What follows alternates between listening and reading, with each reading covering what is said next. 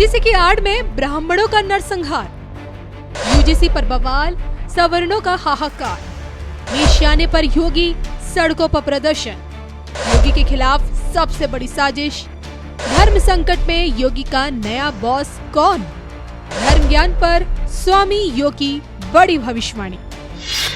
नमस्कार, धर्म ज्ञान के दर्शकों का स्वागत है। कविता राणा।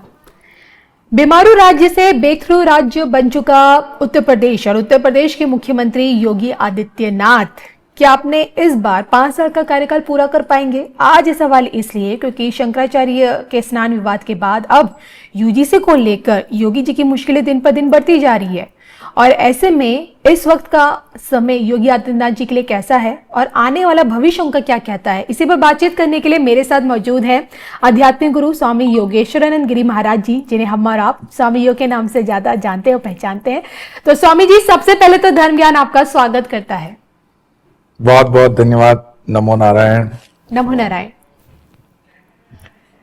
स्वामी जी, क्या लगता है आपको साल के शुरुआत से ही जिस तरह से योगी आदित्यनाथ जी की मुश्किलें बढ़ती जा रही हैं, क्या हम समझे क्या इस वक्त समय उनके विपरीत चल रहा है? जो योगी होते हैं, तपस्वी होते हैं, ज्ञानी होते हैं, ध्यानी होते हैं, उनके लिए समय विपरीत नहीं होता है। वो समय को बदलने की ताकत रखते हैं। तो योगी जी का समय बदलवाने का षड्यंत्र हो सकता है, हो रहा हो, पर हमें योगी जी की जो तपस्या है और उनकी जो गुरु परंपरा है उस पर थोड़ा भी संशय नहीं है। वो निकल जाने चाहिए इस संकट से, इस संघर्ष से। बाकी जीवन तो संघर्ष का ही नाम है और पॉलिटिक्स में जब आप होते हो तो लेग पुलिंग और ये सब चीजें, षड्यंत्र वगैरह चलता है। तो आपने जिन दो चीजों का नाम लिया, भारत देश के अंदर जाति और धर्म आधारित राजनीति ज्यादा होती है, ब्राह्मण, वैश्य, क्षत्रिय और अन्य वर्ग जो होते हैं। तो मुझे लगता है कि एक सोची समझी नीति के तहत या षड्यंत्र के तहत पहले ब्राह्मण वर्ग को योगी जी से नाराज करवाया गया। अविमुक्तेश्वरानंद वाला एपिसोड आपने देखा। तो ब्राह्मण बटुकों को खींच के बाहर निकाला जा रहा है, ऐसा मीडिया में, भले क्लिप एआई से बना हुआ था या जो भी था, पर कुल मिलाकर के जो ब्राह्मण वर्ग था वो योगी जी से थोड़ा नाराज तो हुआ ही। तो आपने राजनीति में ब्राह्मण वर्ग को उनसे अलग कर दिया। अब जो यूजीसी वाला चल रहा है उसके अंदर किसको लाभ होगा? जो कानून चल रहा था उसमें फेरबदल कर करके स्पेशली जनरल कैटेगरी के लोगों को बाहर रखना, तो उसका मतलब यही बनता है कि पॉलिटिकली आप जनरल कैटेगरी वर्ग की वोट्स को योगी जी से काट रहे हो। तो वोट करने जाता कौन है? बीजेपी को वोट करने कौन जाएगा? बीजेपी मतलब योगी जी को वोट करने जाएगा कौन ज्यादा? तो ब्राह्मण वर्ग जाएगा और जनरल कैटेगरी जाएगी। ज्यादा है, जनरल कैटेगरी नाराज हो गई तो आपने बिल्कुल गैप क्रिएट कर दिया। और वोटिंग में क्या हो जाता है कि आपने अगर 2% की मार्जिन किसी की तोड़ी है तो उसको कवर करने के लिए उसको 4% की मेहनत करनी पड़ती है और ये स्विंग हो गई वोट। जिसने भी ये पूरा प्लान किया है वो बहुत शानदार उसने मतलब प्लान किया है। योगी जी को कम से कम, मुझे लगता है कम से कम 7-8% के वोट की जो मार्जिन है उससे वो पिछड़ जाएंगे। अगर इन भूलों को समय से ठीक नहीं किया तो यस, योगी जी को तकलीफ पड़ने वाली है राजनीतिक तौर से। बाकी आध्यात्मिक तरीके से तो वो जैसे कहते हैं कि साधु संत को क्या फर्क पड़ता है, वो तो देश के लिए कर रहे हैं, अपने राज्य के लिए कर रहे हैं, अपने सनातन के लिए कर रहे हैं। अब ये सनातनियों को सोचना है कि कहाँ ठीक है, कहाँ गलत है।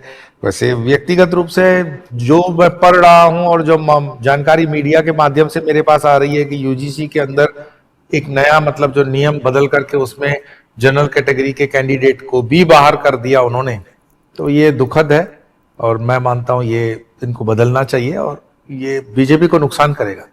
क्योंकि जब जब यूपी के अंदर बीजेपी को नुकसान होगा तो देश में भी बीजेपी को नुकसान होगा जी, और बीजेपी साफ हो जाएगी।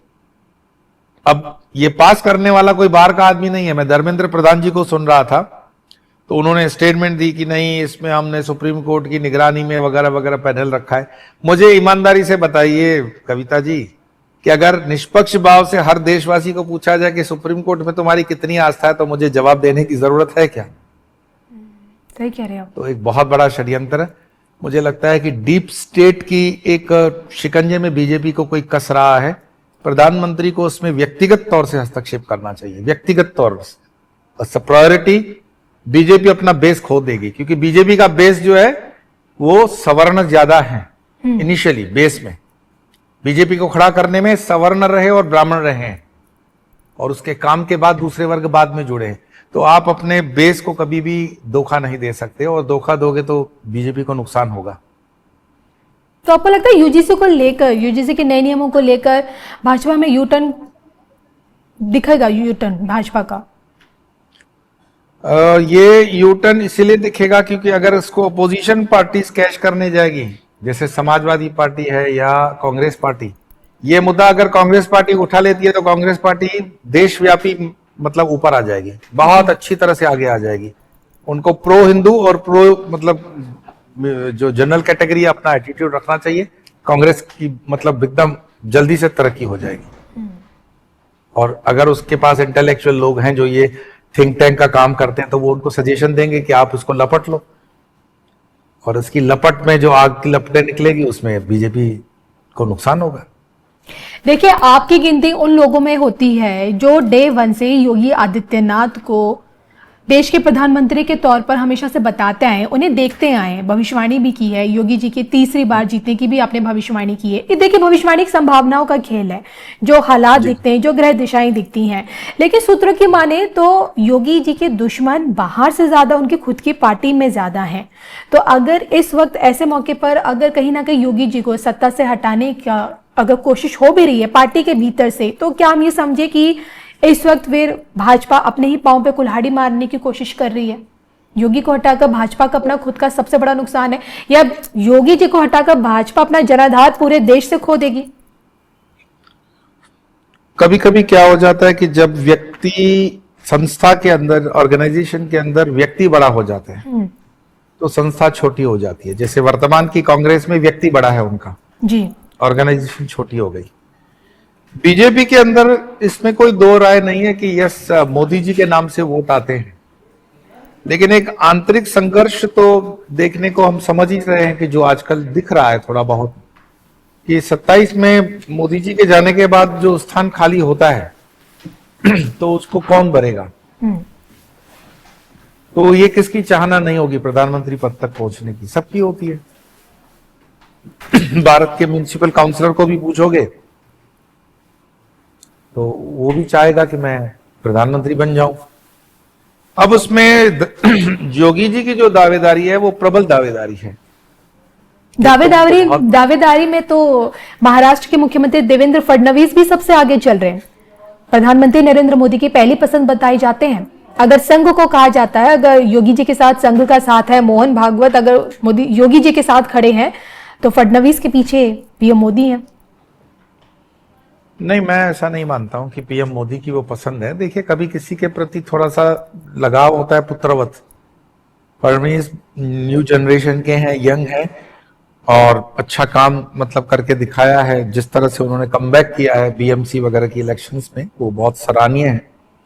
और सबसे बड़ी बात, उनकी जड़ें जो हैं आरएसएस से हैं, चीफ मिनिस्टर महाराष्ट्र के परिवार तक की भी। तो एक क्या होता है, पारिवारिक भी वो संस्कार देखने को मिलते हैं कि संघ के भी हैं, बीजेपी के हैं, तो एक लगाव होता है। लेकिन राष्ट्र हित में, देश हित में लगाव को हम बहुत ज्यादा महत्व नहीं देते। तो ये लगाव दिखता है, वो बात सही है, पर मुझे जहां तक मैं मानता हूं ऐसा कुछ है नहीं कि उनकी पसंद होने से वो प्रधानमंत्री बन जाएंगे। मोदी जी की पसंद में तो और भी 4-5 और भी व्यक्ति हो सकते हैं। आप अमित शाह का नाम क्यों नहीं ले रहे हैं? जी, अमित शाह जी उनकी पहली पसंद होनी ही चाहिए, क्योंकि सुख दुख में अमित शाह जी उनके साथ खड़े रहे हैं। जी, तो ये सब कयास मीडिया के होते हैं, क्योंकि 2-4 फोटो किसी ने अच्छे से देख लिया, योगी के ऊपर हाथ लगा दिया तब योगी आ जाते हैं, फडणवीस के ऊपर हाथ रखा तो वो दिखते हैं। ये सब मीडिया की इंटरप्रिटेशन है, वास्तविकता ऐसा नहीं होती है। वास्तविकता जैसे हम सबके साथ अच्छे से चलते हैं, बात करते हैं। अब हमारी फोटो लेकर के कोई बोले कि हम स्वामी जी के पट्ट शिष्य हैं, तो हम कहाँ पे उसका खंडन करते फिरेंगे, है ना? तो हम तो सबसे मिलेंगे तो प्रेम से मिलेंगे। किसी से मिलने का हमारा कोई मतलब कोई दूसरा इरादा हो भी नहीं सकता है। तो मोदी जी बहुत बड़े एक महामानव की अभी परिस्थिति में है, वो देश के एक पिता तुल्य मतलब नेतृत्व माने गए हैं। तो वो जिससे भी मिलेंगे प्रेम से मिलेंगे। आप देखो कि पब्लिक में से वो किसी से मिलते हैं तो बड़े प्रेम से मिलते हैं। मैं ऐसे व्यक्तिगत कई हजार लोगों को जानता हूं जिन्होंने अपने डीपी पे आज तक मोदी जी से के साथ जो फोटो है वो लगा के रखी है, तो वो सारे थोड़ी प्रधानमंत्री बनेंगे।